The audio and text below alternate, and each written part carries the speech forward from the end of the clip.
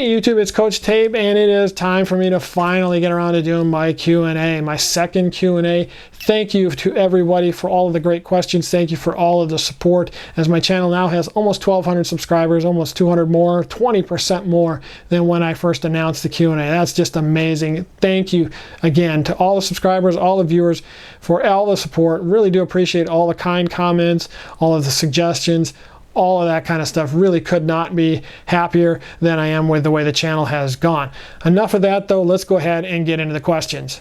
All right, first and foremost, the one I got asked the most: when and how did you get started in cubing? So I got started in 1981. Back then, it was just all over the place. You could not go anywhere where there was not cubes. Everybody had them. Every kid in my school had them. And I was no different. I picked up the book, The Simple Solution to Rubik's Cube, learned how to solve it through that with some help from my mom, and I've been solving ever since. So nearly 40 years now, been solving. Now, as far as how I got into speed cubing, about 3 years ago, Amazon suggested a book to me called Cracking the Cube, and I'm not real sure why they recommended that to me, but I read the synopsis of it. Sounded great. Decided I'd pick it up, read it in like a day, and it got me pumped. And I kind of had an idea of what speed solving was before that, but that book really got me excited for it. And I started practicing and got to my first competition a few months later, and here we are. All right, now, the one question I asked you guys to not ask me was, what are my PBs and mains? So I'm going to answer that for you now, or at least a few of them. So my PBs, my PB single, which I just got in 3x3, is 14.12. My PB for average in that is 20.37. I am maining a GAN 356X V1. My other PBs, I have a 2.08 single and 2x2. Like a 107 4x4, and I can't remember the rest. So I'll be linking down below. I'll link to my Cube PB website that has all of my PBs and mains on it. You can find them all on there. Thank you to everybody for not asking my PBs like I requested. What was your first speed cube? My first speed cube was a Moyu Weilong GTS by mistake. I did a bunch of research before I bought my first one and decided I wanted to buy an Weilong V2, and went on eBay, hit buy it now on a Weilong GTS. Apparently I was not paying attention, and so after that I ended up trading the Weilong to somebody for an Weilong. Got the Weilong V2. That was the one I first used and began practicing on. How and why did you become a part of the WCA disciplinary committee? So really, as soon as I started getting involved with speed cubing, I knew there's no way I'm going to be competitive. I'm never going to be that fast. So I wanted to look at maybe growing the community or being able to serve in other ways. The disciplinary committee and the ethics committee both had openings at the same time. I applied to both, was accepted to both, and decided I would serve on the disciplinary committee. Basically, I wanted an opportunity to serve the community as a whole, and I thought that would be the best way. Any advice for 40-somethings starting out and to not get discouraged? So, as some of you have so kindly pointed out, I am old, and well, I've been cubing for 40 years, so yeah, I'm old. But my advice, basically, be realistic, accept the fact that you're not going to be fast. I went to my first competition, was blown away by how fast people are. I know I'm never going to be that fast, so basically I accepted that. My goal is to improve for myself. How to not be discouraged? Basically, enjoy the fact that the people around you are fast. I go to competitions, Max Shaw's there, Samir Agarwal's there. Those guys are super fast. I love watching the guys that are super fast compete and do their best. Meanwhile, I just try to do the best that I can for myself. Personally, I don't care that I'm not going to ever be that fast. I set goals for myself, and that's how I remain not discouraged. What do you think about blind solving, and will you ever try it in the future? So I actually have learned how to do it. I've never had a success, but last fall I was learning how to do it because I signed up for a competition that had it. I figured that would force me to learn it. So I learned how to do it, used old Pachman, was practicing that. I hit a bunch of corners only solves that were successful and was working on edges. And that was when I was really, really sick. I got super sick and had no energy, could not practice. So I ended up just giving it up, did not compete in it. And so that was 6 months ago now. I just haven't picked it back up. I definitely will be learning how to do it, or relearning and practicing, and will definitely do blind in the future. Probably not 4 and 5 blind, but maybe multi-blind. How many puzzles do you have in your collection? How much have you spent on all of them, and which ones are your favorites? So I have I would say about 210 puzzles in all. It varies from day to day based on when I've traded with somebody or not. How much have I spent? More than I care to think about. I honestly have no idea. But definitely more than $20 or $30, that's for sure. One of my favorite cubes, I have 2, and those are my magnetic 17 by 17. I've probably mentioned this once or twice on my channel, but I have a magnetic 17 by 17. This was the very first one in the world. It's not the only one anymore, but I got this one from Speed Cube Shop and absolutely love it. This is probably my favorite cube. Absolutely love solving it, although it's mixed up right now. And my other one is my giant 2x2 magnetic 2x2. This is a 142 millimeter 2x2 that I 3D printed and made, and of course it is magnetic, like I said. Those 2 are probably my favorites. I have tons of others that I really like. Any number of my 7x7s, 11 by 11. Actually, I got rid of that one. I have a 15 by 15 that you guys have seen the review for. So yeah, I have lots of cubes that I really like, but mostly, yeah, the magnetic 17 by 17. All right, so where did the name Coach Tabe come from? Tabe is my nickname. It's one I've had since I was about 5 years old. It's a play on my last name, which is Tabar. And the name Coach comes from the fact that I was a high school football and baseball coach when I was a teacher in Colorado. I did actually coach one kid who made the major leagues in baseball, and had a wonderful time. Football and baseball coaching was some of the best times in my life. I'm very fortunate that I am still friends with many of the kids that I coached back then.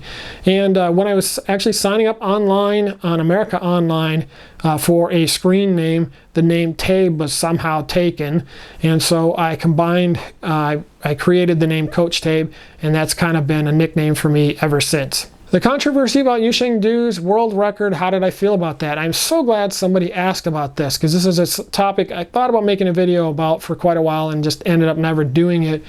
But this is something I do feel very strongly about. I was very, very upset with the way the community responded to his world record. Basically, the reaction was racist. There's no other way to put it. The fact is that his record was questioned simply because he was Chinese and people hadn't heard of him. And I thought that was wrong. There was no reason to doubt his world record, even from the beginning. And even since then, there's been a lot of people dismissing it as lucky or whatever. Well, as Eric Ackersteak, and I know I butchered that, as Eric, who got one of the world records, said, there's no crime, it's not a crime to be lucky. And the fact is, maybe he got lucky, but that solve was super skilled. It took Felix something like 8 or 9 tries to find the solution, and I'm not sure he ever found it either. I mean, it was a unique, awesome, highly skilled solution that he executed with utmost efficiency and skill.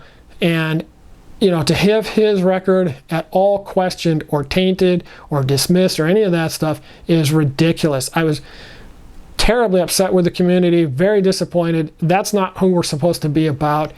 And I'm so glad that footage of it eventually did show up so that people could just shut up and accept the fact that he got the single world record. What is the most important thing to become sub 15? Simple, practice. Practice a lot. More than I do, apparently, because I ain't sub 15 and I probably never will be. Practice, practice, practice. Have you witnessed a cubing record before? No, I have. I've been scheduled to go to a couple of competitions where records were set. Max Hilliard has set world records in 3 blind seemingly at every competition he goes to that I don't. And Kevin Hayes set a 6x6 world record at a comp that I was supposed to but did not go to. So no, I've never seen one in person other than like state records, which don't really count. What is the best resource for learning F2L, PLL, and OLL? JPerm, his videos, his website, he's got an ALG site and trainers and all that stuff. He's definitely the best for that. You can also learn from Brody the Cuber on YouTube, but really JPerm is the way to go. Do you think we are near the limits of world records for 2x2, 3x3, and big cubes? For 2x2, yes, because the world record is, what, 0.47 seconds. It's going to take a total fluke, and maybe somebody can get like a 0.45 or whatever, but it's obviously not going to get improved a whole lot. 3x3 for average, definitely we have some room to improve. We'll have something like a 4.5 or 4.2 world record average someday. And for single, I mean, we're pretty close. 3.47 is pretty dang fast. We may see something like a 2.8 or 2.9 someday, but we're pretty close. It's not going to get improved a whole heck of a lot more. For big cubes, yeah, there's a lot of room to improve yet. I think we'll see a sub 1 6x6 single and like 125 7x7 at some point. Which 8x8 is the best? If you care about turning above all else, then the Yushin Huanglong. However, those are pretty big. Or Yushin Little Magic, same thing. They're the exact same puzzle. Little Magic or Huanglong, those are big though, and a lot of people don't like how big they are, and they cannot be magnetized. If you're looking for something that can be magnetized and still turns really well, then the Shangshao Tank is probably the best one, although it still is a little too big for a lot of people. If you're looking for one that's smaller, then the Cyclone Boys G8 is smaller, has pretty much almost as good a turning as the Tank, but is much smaller. I know a lot of people will recommend the Meilong or the MF8. Personally, I don't like those because they are unstable and pop, too small, and yeah, just not very good. Are you sponsored by anybody? No, I'm not sponsored by anyone. I used to get asked all the time if I was sponsored by Speed Cube Shop. No, I'm not sponsored by anybody. I am open to being sponsored, but believe me, if I am sponsored, you guys will be the first to know. How do you afford all the cubes you open on this channel? Well, I'm very fortunate to have a pretty darn good job, and that's how I pay for them. And what is that job? I do high-end tech support, systems analyst stuff. I'm a database administrator, kind of a jack of all trades for a company that does healthcare, IT, and infrastructure for hospitals. What do you feel is the most positive aspect of the cubing community? For me, it's the fact that people of all speeds and skills and ages can combine together. There's no bar of entry. If you can solve a cube, you can find friends and you can talk to people and you can get along with anybody in the cubing community. I'm old and I'm slow, and I still have a ton of friends in the cubing community. I've made tons of friends just going to competitions. I always have people hanging around me, all ages, doesn't matter, and that's what I love. It's that, you know, everybody can get together. We all have this hobby, this passion in common, and it allows us to meet on a common ground where maybe because of age or race or gender or country or skill level or whatever that we might not be able to otherwise, but in cubing we can. What is your biggest cubing accomplishment? Probably the thing I'm happiest about was the fact that I beat Min Tai's world record single, his 22.95 that he set back in 1982. That was a huge number for me back when I was a young cuber. I watched that happen on TV. So that probably is it. Maybe the fact that I got an average faster than that. Yeah, something like that. Maybe even the sub 15 single that I just got a couple of weeks ago. Do you regret anything about cubing? Yeah, I regret not starting it sooner, not practicing more when I was young. I was definitely fast enough that I could have competed back in the day and just didn't. And also DNFing out of a podium at Inland Empire 2018. Yeah, not happy about that. How much do you cube in a day? Well, it kind of depends. Anywhere from 15 minutes to an hour. Not a whole lot more than that. It kind of depends on what I'm feeling like doing, how fast I get bored or disinterested or whatever, but usually half an hour to an hour, 5 to 6 days a week. How do you practice for a competition? Poorly, that's how. No, seriously though, basically what I do is I figure out what events I'm going to be competing in, and then I practice those. I'll focus exclusively on those things, and then a day or two before the event I make sure that I practice using a timer, because I usually use a keyboard most of the time, but then I make sure to use a timer, get used to using one of those, practice that stuff, try and do a little more comp simulation type thing, but basically I just try to practice pretty normal compared to what I normally do, and just focus on having a good time at the comp. How do you balance practicing so many events? Well, like for the competition, I balance it poorly. So basically what I will do is my sessions when I practice start out with me practicing. I usually do like an AO5 for OH to warm up, and then I will kind of bounce through different events. I generally just focus on end by ends. I don't practice a whole lot of Scube or square one or pyraminx, and so I'll do 3x3, 4x4, 5x5, and then occasionally 6x6 and 7x7. I just kind of randomly mix them in, with most of the practice time being spent on 3x3. What do you think is the best method to improve your solve times? I think what the best thing to do is to tape yourself and to watch and see what you're doing wrong. And you can use that and maybe use that to analyze yourself and do slow solves or whatever, things like that. But I think the main thing is to just watch and see what you're doing wrong.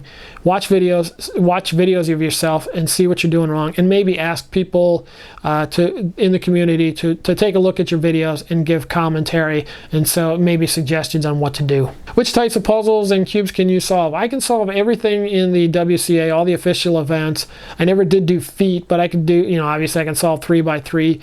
Most cuboids, a lot of shape mods, but not all of them. I can solve probably, so I said I had like 210 cubes. I can probably solve 180 of them, maybe more, 190, something like that. What do you do in your free time? So well, besides cubing, I like to read. I watch a lot of YouTube videos, and I love going to sports. Obviously with the COVID-19, we're not doing a whole lot of that right now, but I enjoy sports. I love hockey.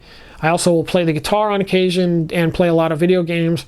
I've been playing video games even longer than I've been cubing. I got my first game console in 1977. That was a Pong. I'm one of the few people that had the Atari 2600, where that was not their first system.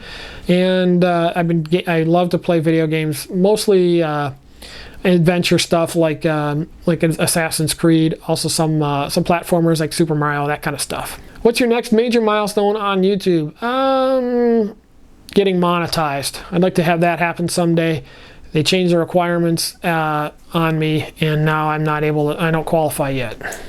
Do you know methods other than CFOP? Yes, actually, I know the James Norris simple solution to the Rubik's Cube method. It's kind of a layer by layer, super inefficient method. That's the first one I learned on.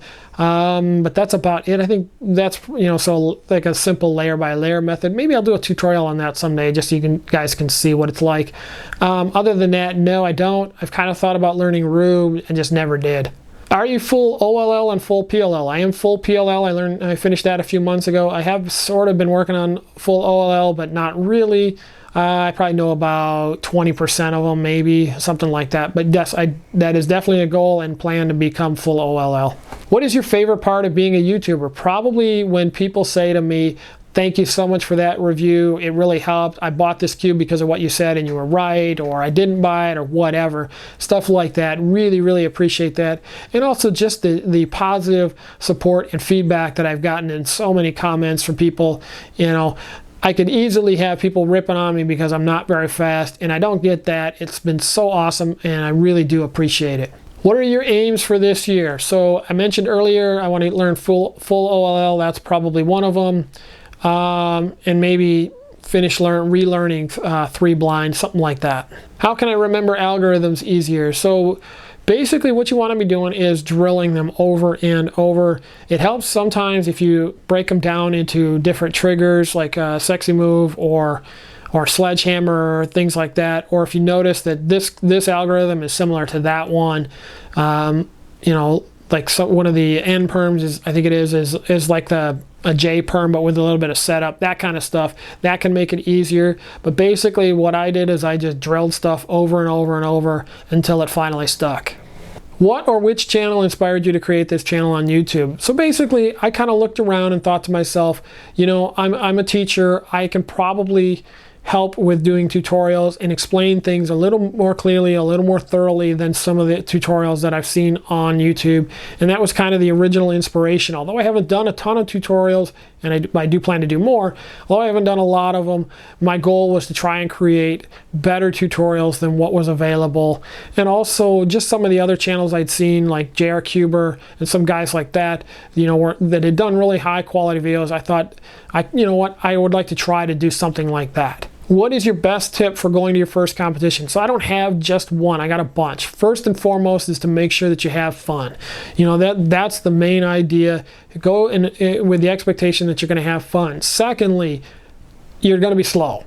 Compared to whatever you get at home, you're going to be slower at the competition. Just accept that and expect that going in. So don't be disappointed if you average 16 at home and you get a 23 average at your first comp or something like that, or way slower like I did. That's just going to happen. Expect that. Third, keep an eye on your cubes. Everybody's cubes look exactly the same. Keep an eye on your cubes. Make sure that they don't go wandering off accidentally or intentionally. And finally, don't bring everything you own.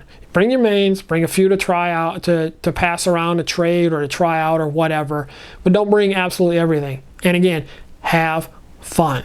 And also make sure to bring drinks and food and stuff like that. Are you targeting to be sub 10 and win a competition? No.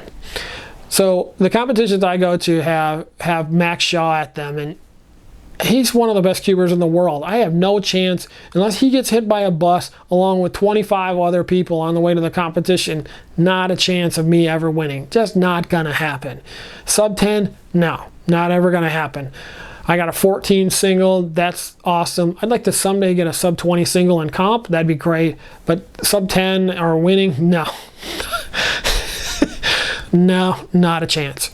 Enough with the long questions, now it's time for the speed round. Where do you live? Spokane, Washington. How old are you? 48 at the end of May. Which bear is best? Kodiak, of course. If you could add any puzzle to the WCA, which one would you choose? Master Pyraminx. Do you have children? No. How tall are you? 6'1". Used to be 6'2", but back injuries have lowered me to 6'1". Will you ever come to Australia? I sure hope so. What color is your toothbrush? Black. Can you do a collection video sometime? Yes. What is your favorite WCA event? 5x5. If I were to send you a puzzle for free, would you do a review video of it? Yes. Will you do more giveaways in the future? Yes. Who is your favorite cuber? Ghost Cuber, Stephen Wintringham. How long did it take you to learn every G-perm? Way too long. Actually a couple of days. How often should you clean your cube? I never clean mine. What do you think about the new GAN releases? I think all of their stuff is overpriced. Alright guys, that's all the time I have for questions now. Thank you again to everybody. Thank you so much for all of the support. I really do appreciate it. If you aren't already a subscriber, hit like and subscribe down below. Appreciate it. Drop a comment. Think of questions for the next time. I definitely will be doing another QA in the future. Again, thank you again so much. Really do appreciate it, and I'll see you in the next video. Take care, everybody.